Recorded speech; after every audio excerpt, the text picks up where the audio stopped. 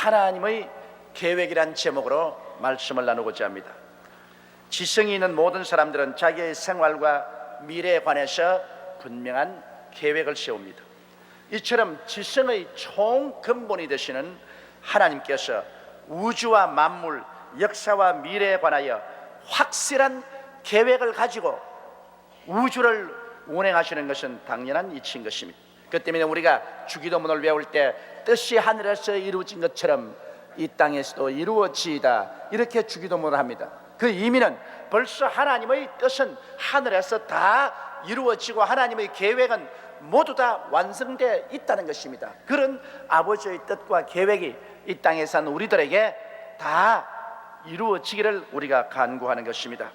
인생을 한편의 연극이라고 비유한다면 그 연극의 줄거리와 대사는 하나님께서 이미 다 적어 놓으셨습니다. 우리는 하나님이 만드신 이 시간과 공간, 이 시대의 배우들인 것입니다. 여러분, 한 사람 한 사람은 하나님이 세워놓은 배우들입니다. 배우는 반드시 작가가 이미 적어놓은 그 스토리와 그 대사를 그대로 외워야 됩니다.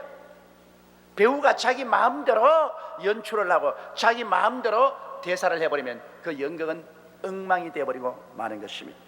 그러므로 우리는 그 연극에 등장하는 배우로서 하나님께서 정해놓으신 대사를 말하고 역할을 해야지, 자기 마음대로 행동한다면 하나님이 만들어 놓은 인생 연극은 엉망이 되어버리고 마는 것입니다. 그 때문에 우리는 하나님의 음성에 깊이 관심을 갖고 귀를 기울이며 진심으로 순종하고 감각과 이성을 뛰어넘어 확실한 믿음을 가지고서 살아야 할 것인 것입니다. 그러기 위해서 첫째로 우리는 하나님의 길, 하나님의 음성을 잘 알고 귀를 기울여야 하는 것입니다. 여러분, 하나님께서는 430년 동안 애굽 땅에서 종살이한 이스라엘 백성들에게 하나님의 길과 하나님의 음성을 들려주신 것입니다. 하나님께서는 이스라엘 백성들에게 하나님이 작정하신 길을 분명히 보여주십니다. 너희들은 아브라함의 하나님, 이삭의 하나님, 야곱의 하나님께서 나타나셔 애굽에서 해방을 시켜서 이스라엘 백성을 인도하여 저 광야를 지나 하나님이 예비한 젖과 꿀이 흐르는 가나안 땅에 데리고 가서 하나님의 영광을 위한 선택된 제사장 민족으로 만들겠다고 말씀을 하신 것입니다.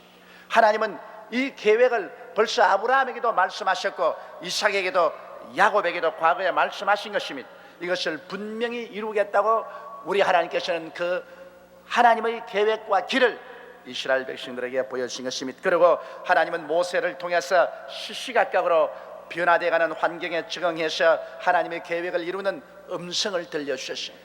바로 모세의 입술을 통해서 하나님은 이스라엘 백성들에게 시시각각으로 하나님의 지시와 음성을 들려준 것입니다.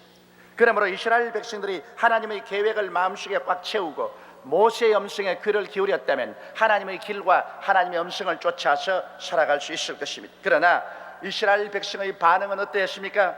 이스라엘 백성의 마음이 미혹하여 하나님의 길을 알지 못했습니다.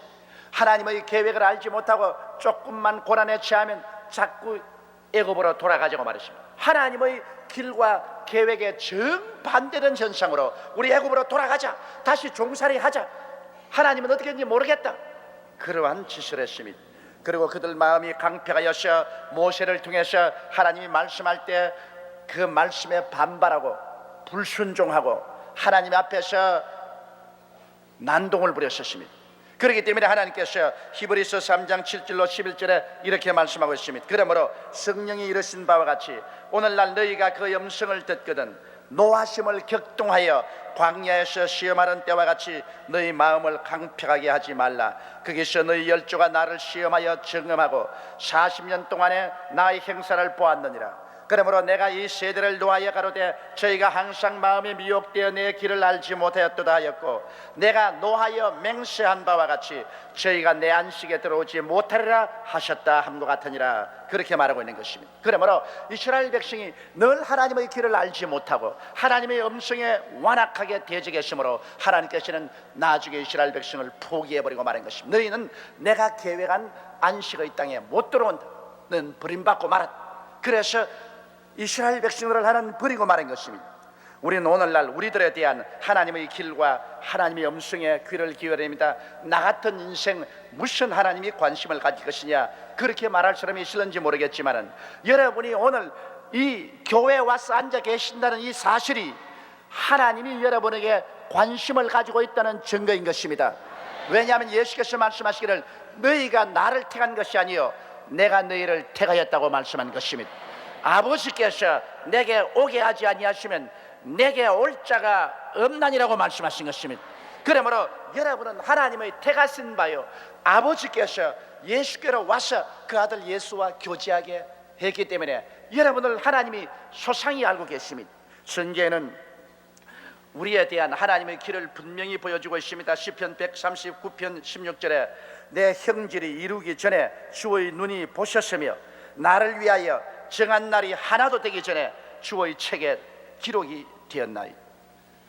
내가 어머니 뱃속에서 태어나서 하루도 아직 살지 않았는데 우리 일생이 하나님의 책에 이미 다 소상하게 기록되어 있다는 것입니다. 이것은 여러분 한 사람 한 사람에 대한 하나님의 인생 연극의 대본은 다 완성이 되었습니다.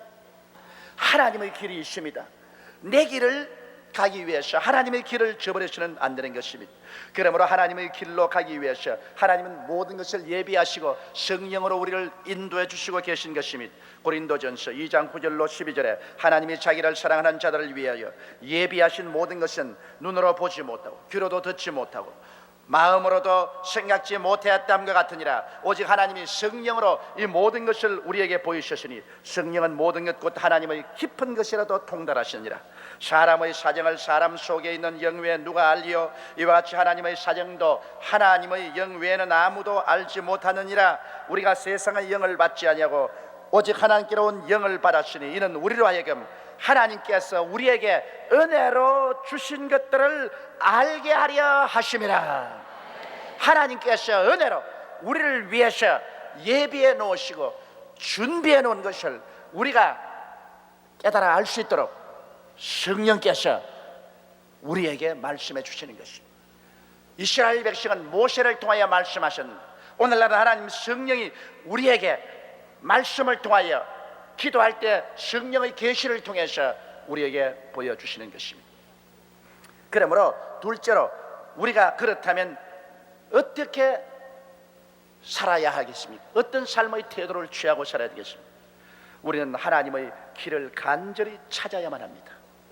사람들은 자기의 길을 정해놓고 하나님의 도움을 청합니다. 하나님, 나는 이 길로 가겠습니다. 이 사업을 하겠습니다. 이렇게 살겠습니다. 주여 와서 도와주옵소서. 믿습니다. 믿습니다. 도와주옵소서. 그렇게 하나님을 설득하려고 철야도 하고 금식도 하고 몸부림을 칩니다. 하나님 보시기에는 영 잘못된 길입니다. 여러분 그렇지 않습니까? 우리가 자식들을 기르는데 우리 자식들이 우리가 보기에는 너무나 어리고 완전히 잘못된 길로 가려고 작정해놓고 아버지 어머니에게 이리 가게 해주세요, 이리 가게 해주세요, 믿습니다, 믿습니다 한다고 부모가 들어줄 테겠습니까? 부모는 자식이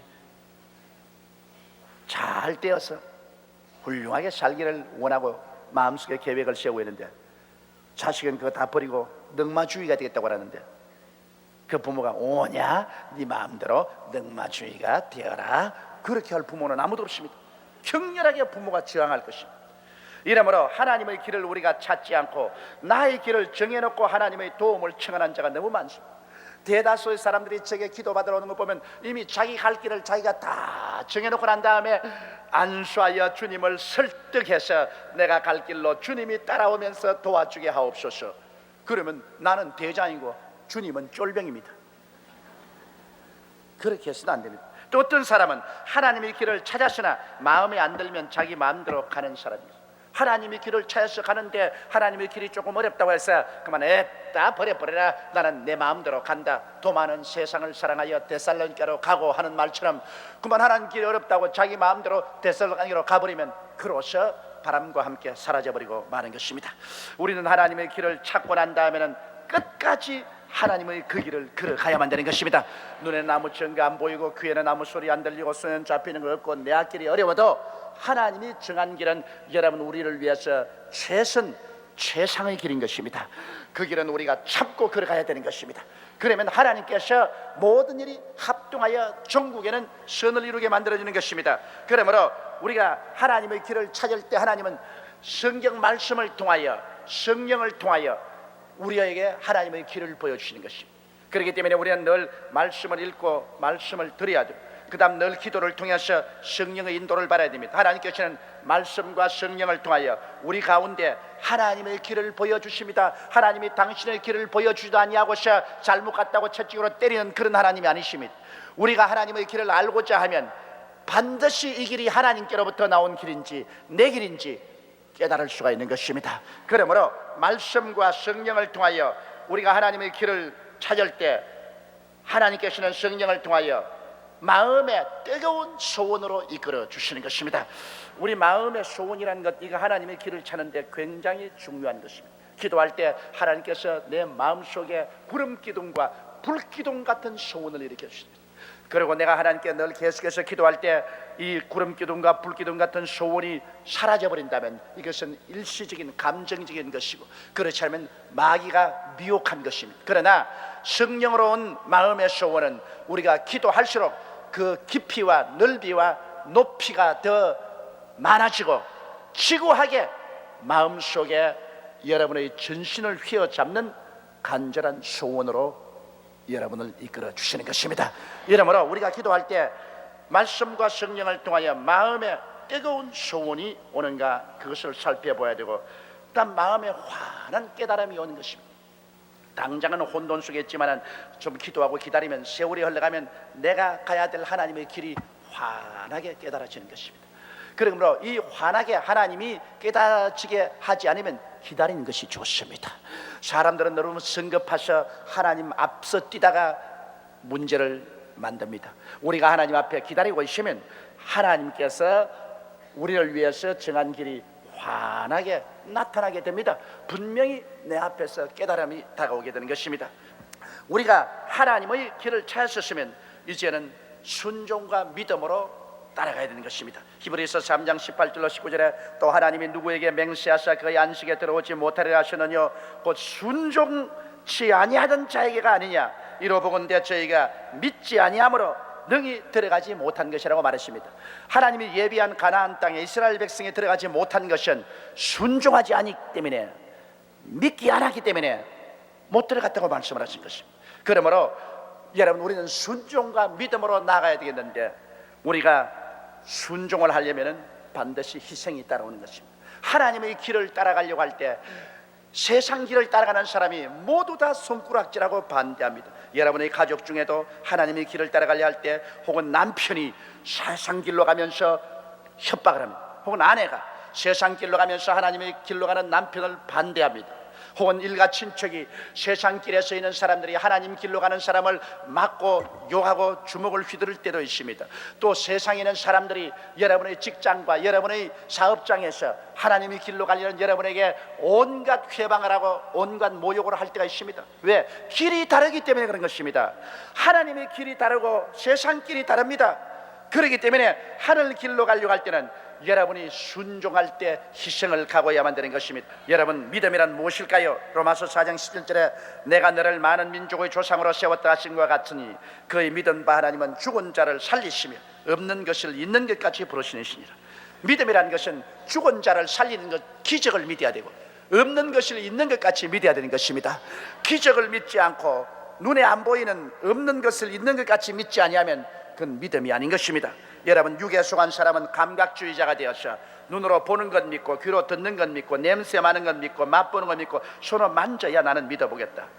그것은 감각주의자인 것입니다. 감각주의자는 절대로 믿음에 서지 못합니다. 왜냐하면 하나님의 믿음은 눈에 보이지 않는 것을 믿는 것이 믿음입니다. 감각하지 못하는 것을 믿는 것입니다. 천당은 보이지도 않고 들리지도 않고 맛볼 수도 없고 잡아볼 수도 없지만 우리는 믿습니다. 그러나 감각주의자, 육에 속한 사람은 절대로 천당을 믿지 않습니다. 그러므로 우리는 감각주의자가 되어서는 안 됩니다. 혼에 속한 사람은 이성 및 과학 만능주의자인 것입니다. 혼에 속한 사람은 모든 것을 이성적으로 생각하고 합리주의로 생각하고 과학적으로 생각해서, 그래서 이성이나 합리나 과학에 맞지 않으면 절대 믿지 않습니다. 그러나 하나님의 역사는 죽은 자를 살리는 것입니다. 죽은 자를 살리는 것이 과학이나 이성이나 합리성에는 절대로 어긋납니다. 그럼에도 불구하고 오늘날 믿음이라는 것은 하나님의 말씀이 주어졌으면 비이성적이나 비과학적이라도 믿는 것이 믿음인 것이. 그러므로 영에 속한 사람은 육에 속한 사람과 혼에 속한 사람과 달리 하나님의 말씀을 믿고 기적을 믿고 눈에는 안 보이고 인간의 생각으로 가능치 않은 것도 믿고 나가는 것이 참된 믿음인 것입니다. 그러므로 여러분은 오늘날 하나님의 길을 가기 위해서는 영의 사람이 되어야 하는 것입니다. 육의 사람에 대해 감각주의로 살아서 안 되고 혼의 사람에 대해서 이성적 과학적인 생각만 가지고 살아서는 안 됩니다. 영의 사람은 하나님이 말씀하시면 눈에는 아무 증거 안 보이고 귀에는 아무 소리 안 들리고 내 과학적인 사고로서는 어리석게 보여도 죽은 자를 살리는 기적을 믿고 없는 것을 있는 것 같이 믿으며 나아가는 사람이 되어야 되는 것입니다.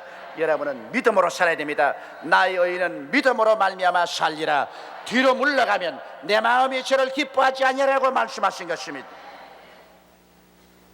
홍해 수가 갈라진 것은 육의 사람에 의해서 혹은 혼의 사람에 의해서 갈라진 것이 아니라 영의 사람 모세가 기적을 일으키고 없는 것을 있게 하시는 하나님을 믿음으로 홍해 수가 갈라졌던 것입니다. 하나님께서는 우리가 태어나기도 전에 이미 우리를 아시고 우리의 일생을 계획해 놓으시고 필요한 모든 것을 이미 다 예비해 놓고 계신 것입니다.